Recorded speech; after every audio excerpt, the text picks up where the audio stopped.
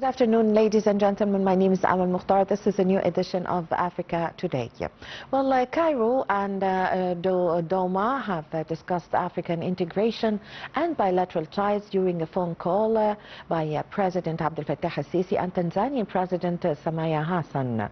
Both sides have expressed support for fostering investments and contributing to the implementation of infrastructure projects in Tanzania.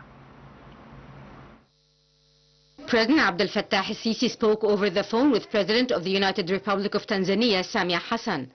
Spokesman for the presidency, Ambassador Muhammad al-Shinawi, said President Sisi congratulated the President of Tanzania on her re-election for a second presidential term, as well as on the completion of the parliamentary elections and the formation of the government.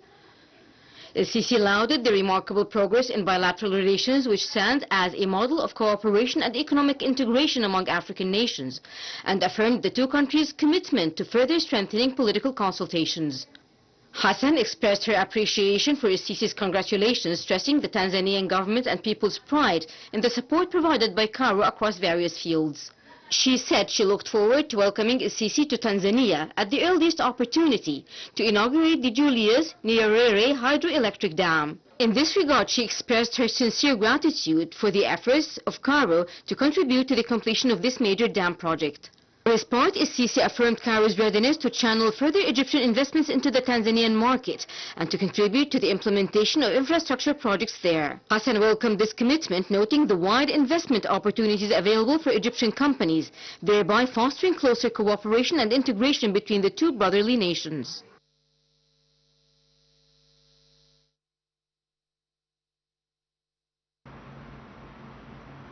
Egypt's permanent representative of the UN said Cairo is continuing with efforts to end the war in Sudan in coordination with all regional and international partners. In an address to the UN Security Council session over Sudan, Ambassador Ihab Awad said Egypt is part of the international quartet with the aim of putting an end to the suffering of the Sudanese people and settle the crisis. He said the quartet is working on reaching a comprehensive humanitarian truce as soon as possible in order to seal a permanent ceasefire and establishing safe passages for civilians in full coordination with Sudanese state institutions. He said Egypt hosted a meeting of Sudanese political and civil powers dubbed the Cairo Dialogue 2024 out of keenness to support the Sudanese parties' path towards overcoming differences and reaching common ground and vision for the future of the country.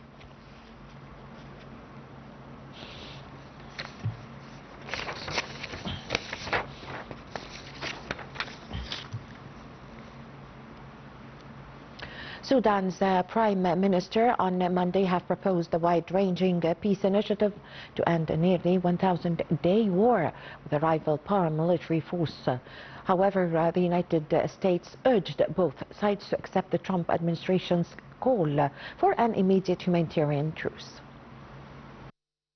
Sudan's Prime Minister on Monday called on the UN Security Council to stand on the right side of history by backing a peace plan for the war-torn country that calls for a ceasefire and global monitoring of the conflict. Since April 2023, Sudan's army has battled the paramilitary forces of the Rapid Support Forces RSF, which controls the west and parts of the south, in fighting that has killed tens of thousands and displaced millions. Sudanese Prime Minister Kamel Idris said at the UN headquarters in New York there is need to declare a comprehensive ceasefire under joint monitoring by the United Nations, the African Union and the League of Arab States, in parallel with the withdrawal of the rebel militia from all areas it occupies. Idris pledged to organize free elections following a transition period to allow for inter-Sudanese dialogue.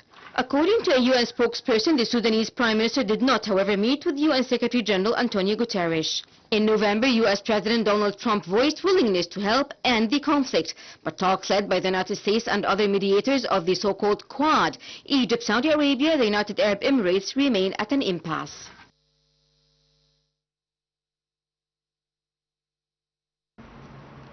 Well, Egypt sent a medical convoy and oxygen supplies to Sudan amid health system strain.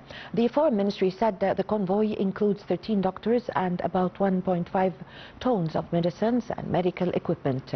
Sudanese health officials in the Red Sea state and staff at Prince Osman Digna Referral Hospital have received the convoy in Port Sudan alongside members of Egypt's diplomatic mission.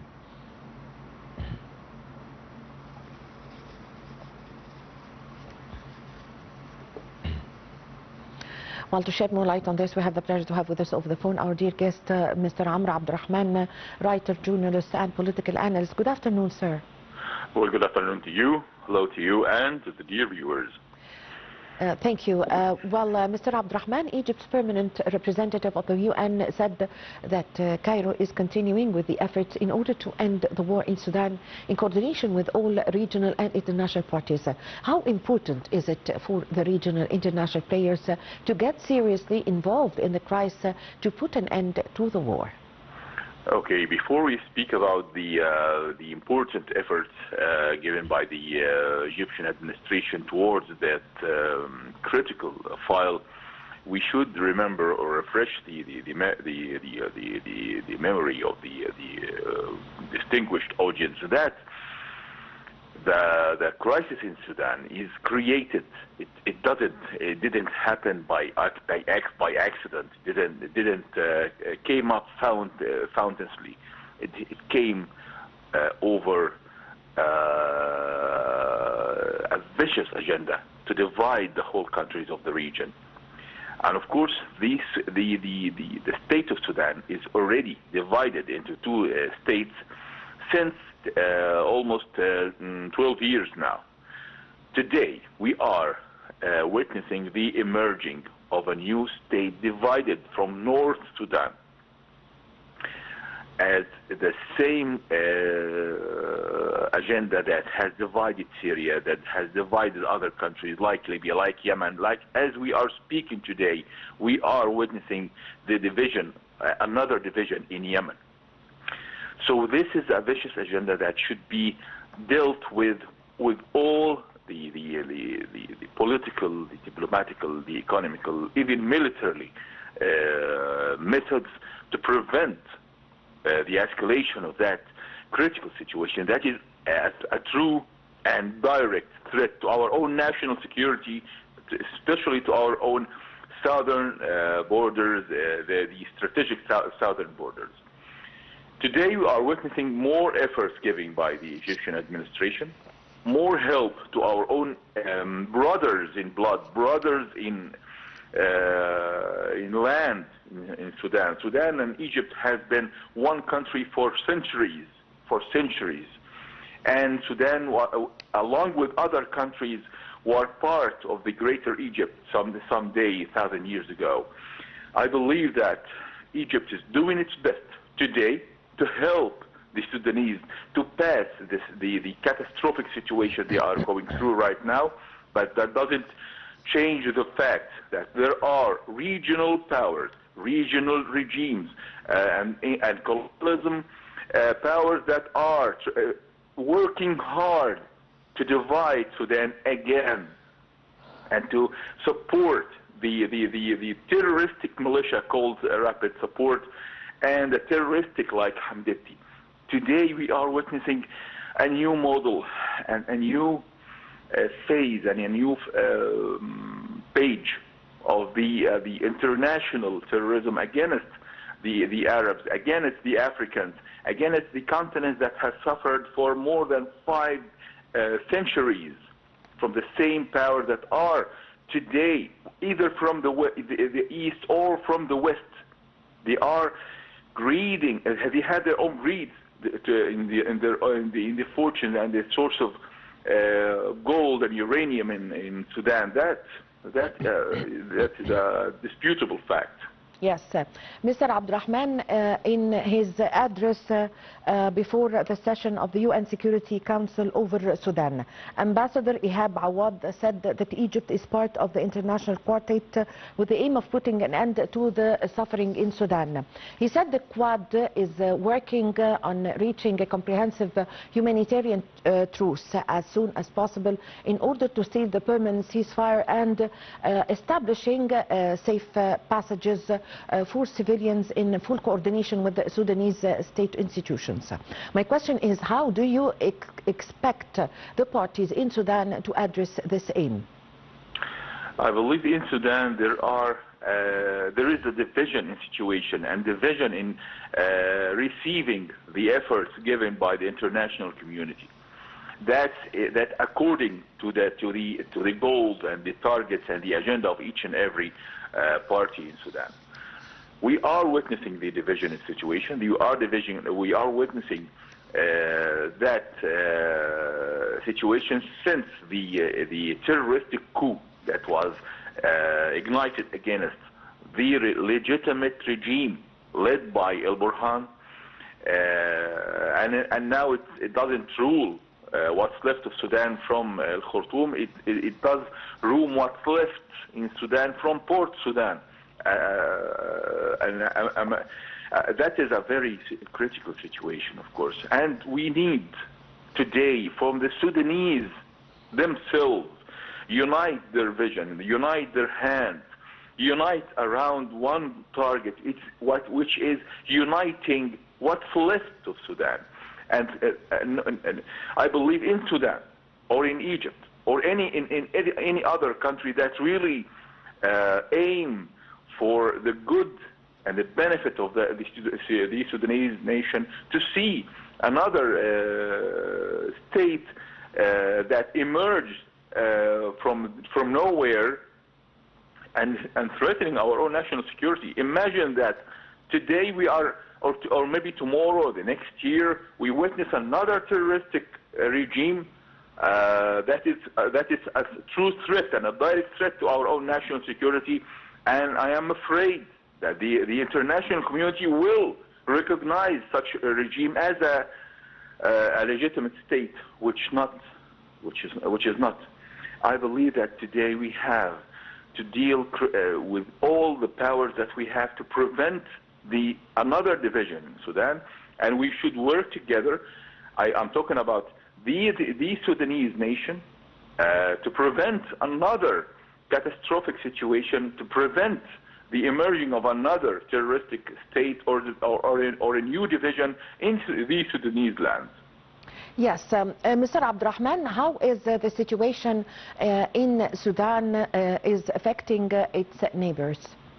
Well, of course, this is like a bomb to explode in the borders of all the neighbors of Sudan. If the chaotic situation in Sudan doesn't stop and doesn't come to an end, it will spread to other countries around, like Uganda, like other countries in the Nile Basin. And that is a very dangerous situation. I'm talking about here also that if the chaotic situation in Sudan doesn't come to an end, that will encourage the powers, the international powers, and the regional regimes that are masterminding the chaos in Sudan to put their claws on with more greed in other countries in the African continent, which is the most continent that has suffered from greed from the outsiders. Yes. I believe that we should work together, Egypt and the countries and the powers that really aim for the good and the benefit of the Sudanese nation, to put an end to that catastrophe. Yes, Mr. Abdurrahman, addressing the UN Security Council, the Sudanese Prime Minister said there would only be agreement on the truce when the Rapid Support Forces completely withdraws from civilian areas and gives up their weapons. So how do you expect the RSF to react to this? Of course, they will not act positively towards such a legitimate demand and a legitimate decision. They are aiming to divide Sudan again and to control the gold mines and to control the uranium mines, supported by the regional regimes and international powers from the east or from the west. So I don't believe they take the decision from their own heads. They don't take the decision from their own headquarters, but they take the decision from the powers that has created that terroristic militia, the Rapid Support. Yes, thank you very much for your time. Thank you for your valuable information, Mr. Abdel Rahman, writer and political analyst. Well, Somalia is to step up security ahead of the first local elections in decades.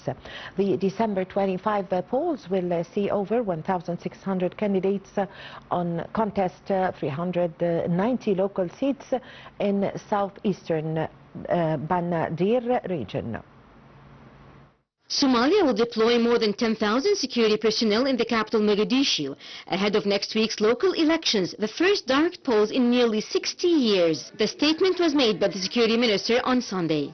The East African country is struggling to emerge from decades of conflict and chaos, battling insurgency and frequent natural disasters. In April, the country launched voter registration for the first time in decades, a step towards universal suffrage and an end to the complex clan-based indirect voting system in place since 1969. The December 25 polls will see more than 1,600 candidates contest 390 local seats in the southeastern Banaadir region. Nearly 400,000 people are registered to vote in the elections. Thursday's elections using the one-person, one-vote model were postponed 3 times this year. The country is expected to hold its presidential election in 2026 as President Hassan Sheikh Mohammed's term comes to an end.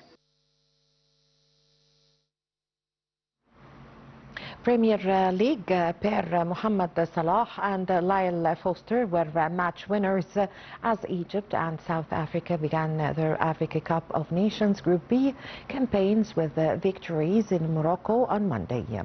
Unsettled Liverpool star Salah struck in the first minute of added time to snatch a 2-1 win for record 7-time champions Egypt over gallant Zimbabwe in Agadir.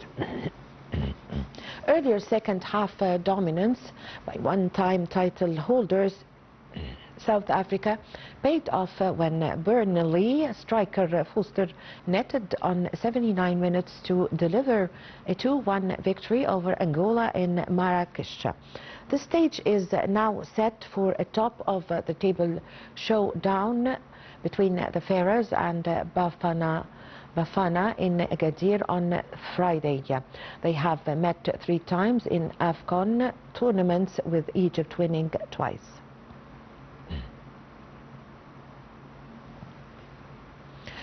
Well, with this, my dear viewers, we come to the end of this edition of Africa Today. My name is Amal Mukhtar. Thank you for watching.